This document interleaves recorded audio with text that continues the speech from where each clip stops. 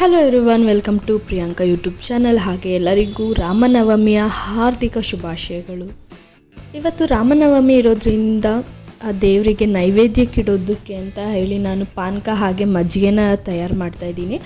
ನಾನಿಲ್ಲಿ ಮೊದಲಿಗೆ ಪಾನಕನ ಮಾಡೋದಕ್ಕೆ ಸ್ವಲ್ಪ ನೀರು ಹಾಗೆ ಅದಕ್ಕೆ ಬೆಲ್ಲನ ಹಾಕಿ ನೀಟಾಗಿ ಮಿಕ್ಸ್ ಮಾಡ್ಕೊತಾ ಇದ್ದೀನಿ.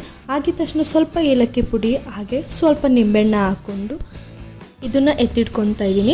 ಹಾಗೆ ಕರ್ಬೂಜ ಹಣ್ಣನ್ನು ತೊಗೊಂಡು ಬಂದಿದ್ದೆ ಅದಕ್ಕೆ ಹಾಕೋದಕ್ಕೆ ಅಂತ ಹೇಳಿ. ಹಾಗಾಗಿ ಅದನ್ನೆಲ್ಲ ನೀಟಾಗಿ ಕ್ಲೀನ್ ಮಾಡಿ ಅದನ್ನು ಚಿಕ್ಕದಾಗಿ ಹೆಚ್ಚಿಟ್ಕೊಂಡು ಹಾಗೆ ನೀಟಾಗಿ ಸ್ವಲ್ಪ ಸ್ಮ್ಯಾಶ್ ಮಾಡಿ ಅದನ್ನು ಕೂಡ ಆ ಪಾನಕಕ್ಕೆ ಹಾಕೊತೀನಿ.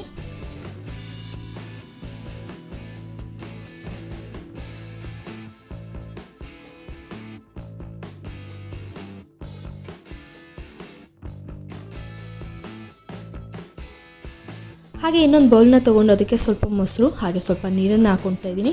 ಅದನ್ನು ನೀಟಾಗಿ ಮಜ್ಜಿಗೆ ಕಡಿಯೋದ್ರಲ್ಲಿ ನಾನು ಕಡ್ಕೊತಾ ಇದ್ದೀನಿ. ನೀಟಾಗಿ ಮೊಸರೆಲ್ಲ ತೆಳ್ಳಗೆ ನೀರು ಮಜ್ಜಿಗೆ ರೀತಿಯಲ್ಲಿ ಬರೋ ಹಾಗೆ ನೀಟಾಗಿ ಕಡ್ಕೊಂಡು ಅದಾಗಿದ ತಕ್ಷಣ ಸ್ವಲ್ಪ ಉಪ್ಪು ಹಾಗೆ ನಾನಿಲ್ಲಿ ಪಾನಕನ ಸೋರಿಸಿ ಹಾಕ್ಕೊಂಡಿದ್ದೀನಿ. ಏನಕ್ಕೆ ಅಂದರೆ ಅದರಲ್ಲಿ ಚಿಕ್ಕ ಚಿಕ್ಕದಾಗಿ ಕಲ್ಲೆಲ್ಲ ಇರುತ್ತೆ ಬೆಲ್ಲದಲ್ಲಿ, ಅದಕ್ಕೋಸ್ಕರ.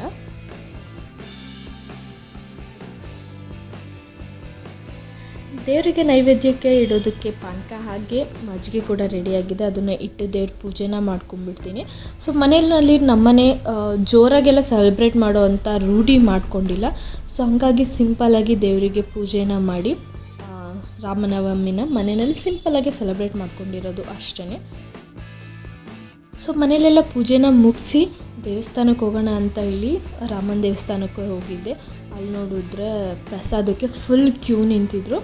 ಅವ್ರನ್ನ ನೋಡಿ ಏನಪ್ಪ ಇಷ್ಟೊಂದು ಜನ ಇದ್ದಾರೆ ಅಂತ ನಿಜವಾಗ್ಲೂ ಶಾಕ್ ಆಯಿತು.